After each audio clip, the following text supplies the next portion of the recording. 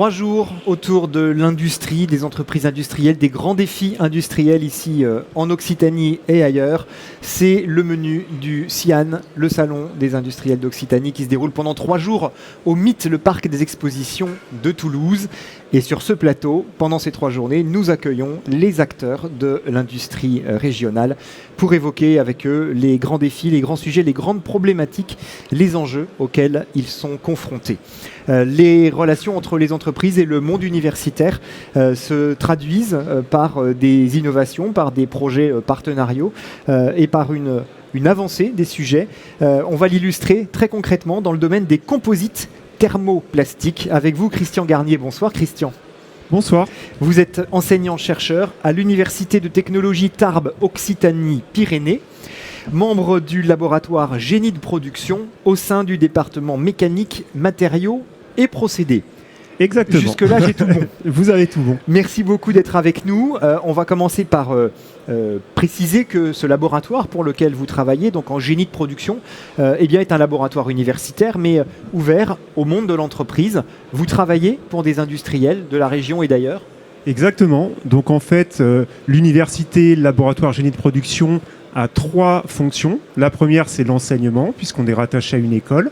La deuxième, c'est la recherche. Et la troisième, c'est un support au secteur industriel.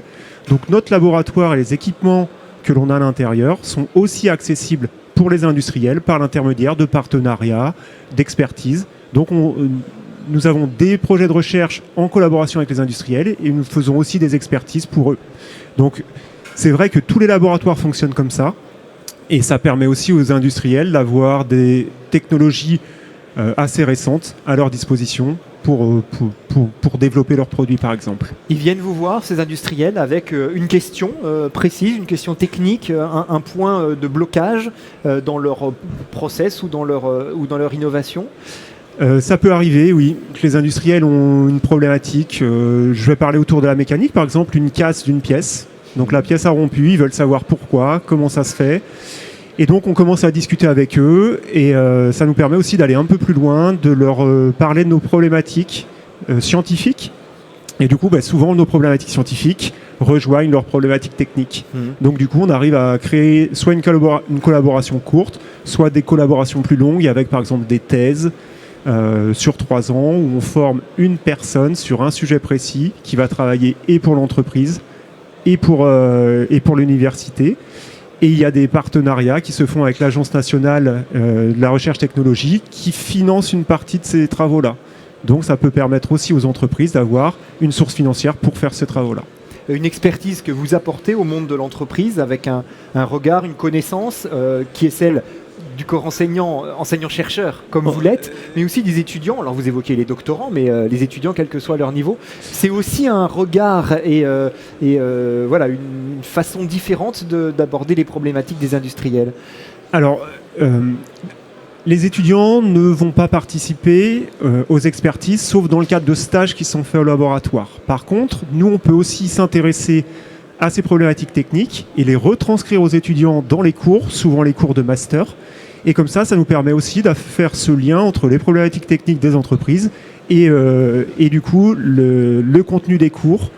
Et ça nous permet d'imager les cours, ce qui est important aussi pour nos futurs ingénieurs.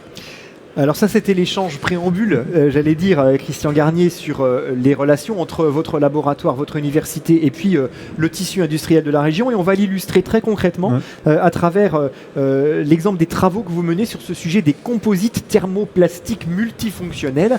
Le sujet est un peu technique, j'en conviens, mais vous êtes professeur et donc vous savez très bien expliquer et vulgariser les choses. Tous ceux qui nous écoutent ne savent pas forcément exactement de quoi on va parler. Alors ces composites thermoplastiques multifonctionnels, de quoi s'agit-il ? Alors, les matériaux composites, je pense que tout le monde sait à peu près ce que c'est. Donc c'est un mélange de matériaux. Les matériaux composites dont on entend souvent parler, ce sont des matériaux pour l'aéronautique avec des fibres de carbone dans une résine. Ça, ce sont les matériaux composites. On en connaît plein d'autres. Le bois est un matériau composite. On a des fibres avec de la résine. Souvent, dans le secteur, les 15-20 dernières années, on utilisait des résines qu'on appelle thermodurcissables. En fait, les résines, on les met en forme. Et à partir du moment où elles sont mises en forme, elles sont rigides. On ne peut plus modifier leur forme. Depuis ces quinzaine dernières années, on utilise de plus en plus des thermoplastiques, c'est-à-dire qu'on peut les mettre en forme, et puis ils sont mis en forme, ils sont figés. Quand on va les chauffer, on va remonter au-delà de températures caractéristiques et on va pouvoir changer la forme et les remettre en forme différemment. Donc du coup, on a cet aspect de réversibilité sur notre matériau composite. Je parle de multifonctionnel. En fait, le multifonctionnel, c'est de se dire, on a un matériau initial. Ce matériau initial, peut-être il n'a pas toutes les fonctions pour arriver à l'application que l'on veut avoir. Donc si je prends l'exemple d'un matériau pour le domaine médical, un matériau thermoplastique haute performance comme le PEC, polyéther cétone-cétone, on va pouvoir, par sulfonation, lui donner un aspect de biocompatibilité et de bioactivité. C'est-à-dire que le matériau, initialement, il était compatible avec le corps humain, mais on ne pouvait pas faire croître des cellules dessus. Et maintenant, on va pouvoir faire croître des cellules humaines sur notre matériau. On prend l'exemple d'un matériau dans lequel on va avoir des fissures qui vont se propager dans le temps. Et bien, on va pouvoir ajouter des charges, par exemple des charges de silice. Et avec ces charges, en travaillant sur ces charges, on va pouvoir stopper la propagation de fissures et augmenter la durabilité du matériau. Donc ces travaux de recherche que vous effectuez sont destinés à créer finalement le matériau dont la composition répond aux objectifs de l'industriel, c'est-à-dire aux contraintes qui vont peser sur lui, aux enjeux de durabilité ou de solidité. Alors, notre laboratoire ne va pas faire la formulation initiale du matériau, mais par contre, on va prendre des matériaux que l'on va légèrement modifier, qui peuvent être très légèrement modifiés par de la chimie, par de la mécanique, pour lui donner une fonction supplémentaire. Donc la bioactivité par exemple, ou une résistance plus importante, ou une durée de vie plus importante. Donc c'est vraiment cet aspect fonctionnel. Un autre exemple, c'est par exemple, on peut prendre un matériau qui est hydrophobe initialement, qui va beaucoup aimer l'eau, et bien on va le rendre qui ne va pas aimer l'eau, il n'aime pas l'eau, et on va le rendre hydrophile. D'accord. Donc il y a ces possibilités-là. On pourra utiliser en milieu humide ou aquatique. Exactement, par exemple. D'accord. L'objectif des industriels quand ils viennent vous voir justement là-dessus, c'est quoi? C'est de rendre leurs produits plus performants, plus solides, plus durables. Finalement, c'est quoi le cahier des charges? Alors, le cahier des charges, ça dépend si on est dans le cadre d'une expertise ou dans le cadre d'une thèse. Dans le cadre d'une thèse, ça va être... Ils vont avoir un projet, ils veulent mener à bien le projet, mais ils n'ont pas toutes les briques technologiques nécessaires en interne. Donc, en fait, on va construire cette brique technologique entre l'entreprise et le laboratoire pour pouvoir répondre à leur cahier des charges. Donc là, on a la partie, on va dire la partie recherche. Et après, la partie expertise, on va répondre avec notre expertise scientifique, nos connaissances scientifiques, à une problématique donnée. Donc en gros, c'est du gré à gré et rapidement, on va leur donner une réponse. Nous, ce qui va nous intéresser, c'est vraiment de construire sur le long terme avec les entreprises. Sachant que là, je vous parle de matériaux composites multifonctionnels. Je ne suis pas du tout seul à travailler dessus. On est toute une équipe avec des doctorants. Donc, on va générer de la connaissance qui va être publiée dans des articles scientifiques internationaux. Et en générant cette connaissance scientifique, elle va être profitable à tout le milieu socio-économique français, européen et autres. Donc, nous, ce qui nous intéresse, c'est vraiment de créer cette connaissance-là qui va être accessible à tous. Ça, c'est l'objectif de l'universitaire. Exactement. L'industriel, lui, veut une solution concrète à sa problématique. Et les deux, effectivement, sont compatibles. En l'occurrence, ça, c'est une bonne chose. Alors, vous travaillez sur la composition de ces matériaux. Vous nous avez dit, donc, c'est pas vous qui les créez, mais vous les adaptez pour qu'ils répondent aux objectifs de la commande. Vous travaillez aussi sur les process industriels. Et c'est là que ça devient intéressant avec ces composites thermoplastiques. Oui, ces composites thermoplastiques, donc, en fait... si on prend deux matériaux ou deux pièces que l'on veut assembler, on va faire un assemblage. Souvent, on fait du collage. Et le collage est basé sur des résines thermodurcissables. Donc, on a un problème de réversibilité. De plus, ces résines thermodurcissables, elles ont des problématiques. C'est qu'on les met en œuvre avec beaucoup de solvants. Donc, on a des problématiques CMR. Donc CMR, c'est des produits cancérigènes, mutagènes, je ne sais plus quoi, le R. Pas cancérigènes, mutagènes, mais voilà. En fait, problématique aussi vis-à-vis de l'humain et de la mise en œuvre. Ouais. Souvent, le collage, il est couplé à du rivetage, à un assemblage mécanique. L'avantage des matériaux composites des thermoplastiques, c'est qu'on va pouvoir les fondre en surface. Et quand on fond nos deux matériaux en surface, on les assemble, on les presse, et on va favoriser la migration des molécules, des chaînes macromoléculaires. Et en gros, on va pouvoir créer un lien chimique et mécanique entre les deux pièces, si elles sont compatibles chimiquement, bien sûr, initialement. Et du coup, on va pouvoir souder ces pièces-là rapidement sur des procédés qui sont de l'ordre de la milliseconde jusqu'à la seconde. Donc du soudage laser par transmission ou du soudage ultrason. Et donc on va pouvoir assembler ces pièces-là rapidement, sans utiliser de solvant, sans dégrader la nature des deux pièces. Donc vous nous apprenez qu'on soude entre elles des pièces plastiques. Exactement. En réalité, voilà. Et on soude entre elles des pièces thermoplastiques. Vous pouvez, sur des thermoplastiques courants, par exemple une box Internet, Oui. Souvent votre matériau, c'est un matériau thermoplastique. Et il y a des produits du commun, des emballages qui sont soudés. Quand vous avez deux demi-coques d'emballage avec un lien entre les deux, souvent vous avez du soudage qui est fait entre les deux. Ça, ce sont sur des matériaux courants, et nous on va aller sur des matériaux qui sont haute performance, qui vont permettre de tenir dans le temps, par exemple. Haute performance, ça veut dire qu'ils sont capables de répondre à des contraintes d'utilisation importantes.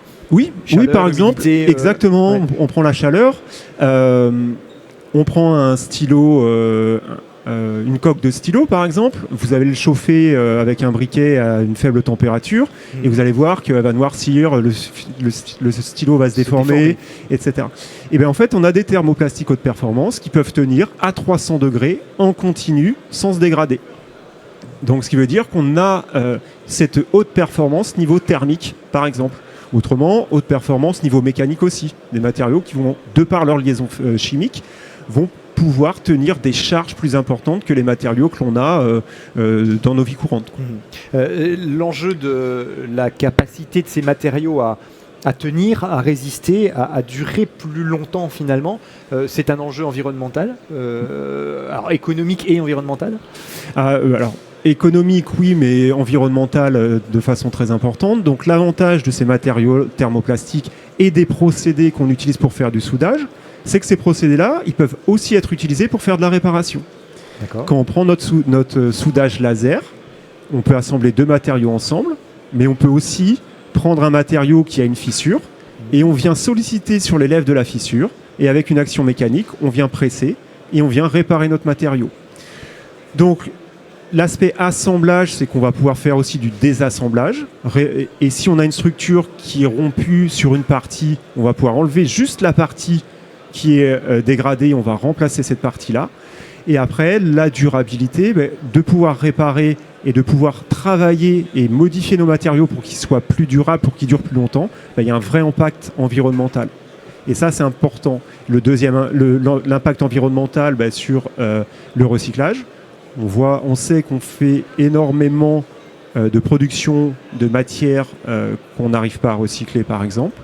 Donc ça limite cette quantité-là. Et il y a un autre aspect, c'est que du coup, on limite aussi l'utilisation, par exemple, pétrolière et l'appauvrissement des sols. En l'occurrence, les thermoplastiques dont on parle sont des plastiques d'origine effectivement fossile. Exactement. On travaille aujourd'hui, vous travaillez aujourd'hui, vous avez la possibilité en tout cas de travailler sur des composites qui sont végétaux, par exemple, oui, d'origine plus naturelle. Oui, je pense qu'il y a beaucoup de gens autour qui travaillent sur ce type de matériaux.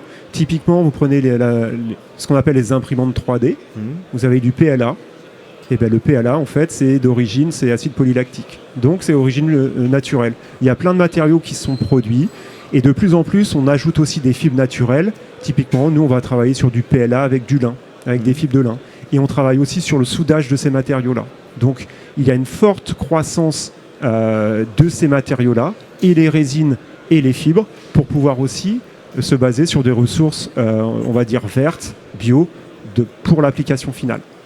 Ces sujets que vous nous présentez ce soir, donc c'est-à-dire d'une part la conception des matériaux proprement dits afin qu'ils puissent répondre à un certain nombre d'objectifs, et puis les process industriels qui permettent de les assembler, de les souder, là encore avec des objectifs, c'est un sujet de recherche, alors peut-être pas nouveau, mais en tout cas qui se développe fortement aujourd'hui, sur lequel il y a une appétence importante des industriels.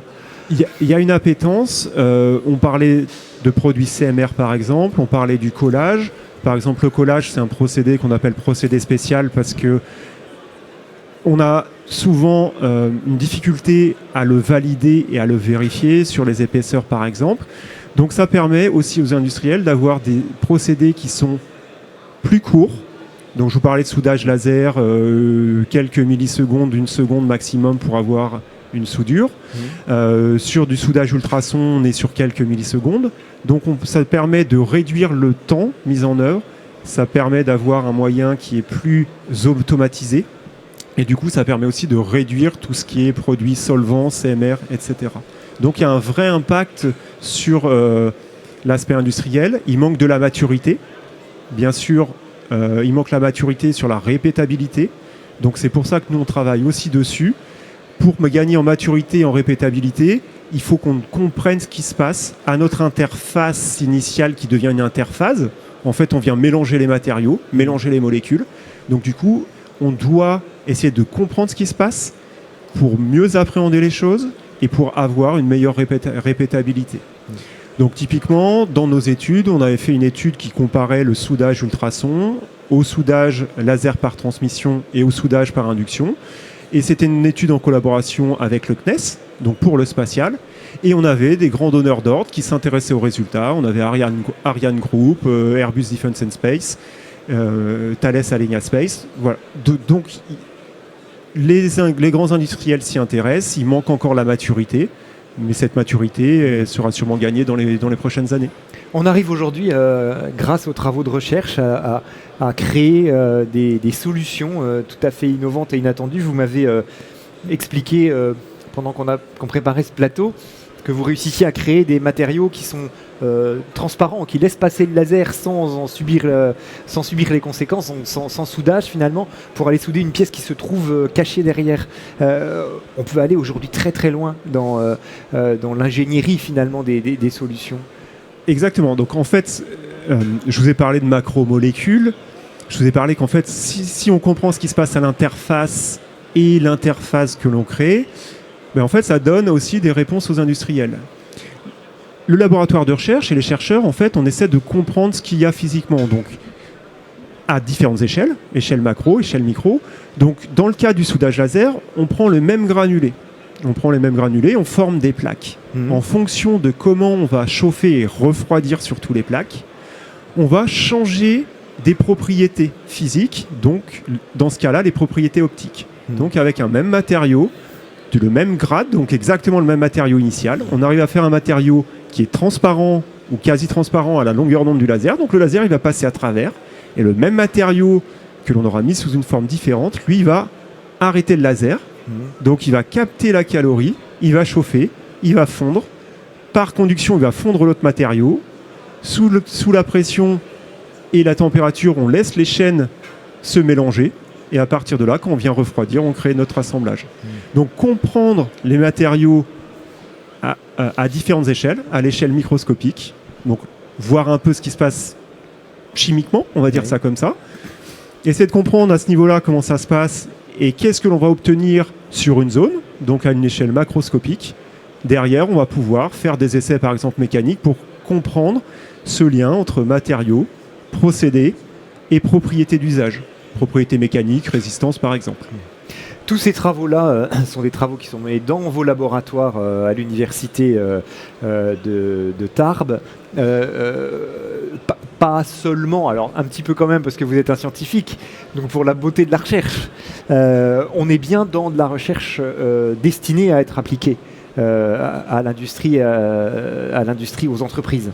Exactement. Donc nous, les activités que l'on a actuellement, ce sont des activités qui sont plus de recherche appliquée. Donc on a, j'ai pas le pourcentage exact, mais on a peut-être 20 ou 30% de nos recherches qui sont en collaboration avec des industriels. Donc les recherches que l'on va faire, on a une part un peu fondamentale sur la compréhension, par exemple, physique et chimique de ce qui se passe, mais on a aussi une part qui va s'approcher d'une application industrielle. Nos financeurs ont aussi cet intérêt-là. Donc les financeurs, par exemple l'Agence nationale pour la recherche, ont aussi cet intérêt-là. Donc quand on va décrire un projet, faire une proposition de projet, il faut qu'on puisse justifier d'une application industrielle ou d'un intérêt industriel.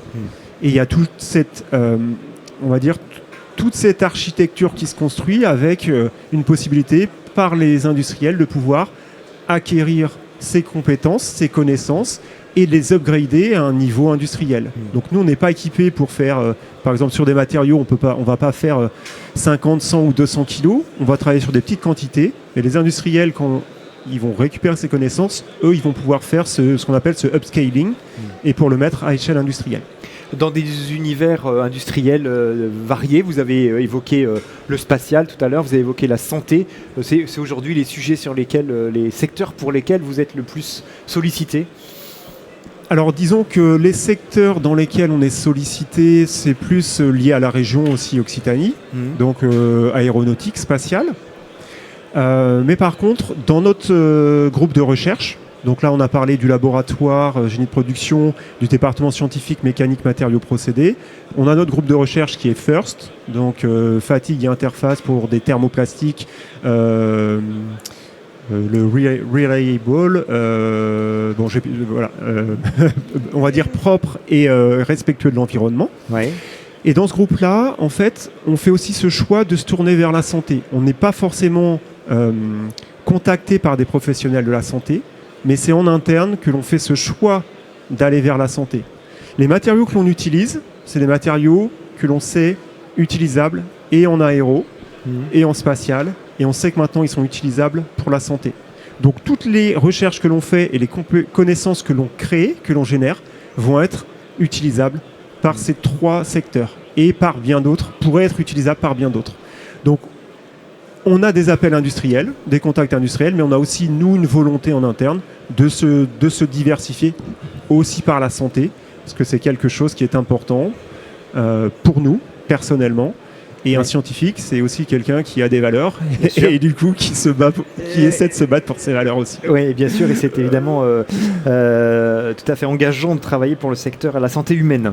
Merci infiniment Christophe Garnier d'avoir été présent sur le plateau du CIAN ce soir pour évoquer avec nous ce sujet un peu technique des composites thermoplastiques, mais surtout on a compris à travers votre discours et votre témoignage l'importance de l'interaction entre le monde industriel et le monde universitaire avec cet apport de compétences que l'université, les chercheurs, les enseignants-chercheurs peuvent apporter aux industriels pour identifier des solutions, faciliter les innovations et créer les matériaux de demain. Je vous remercie. Merci beaucoup. Bonne soirée à tous. Bon salon et bonne journée.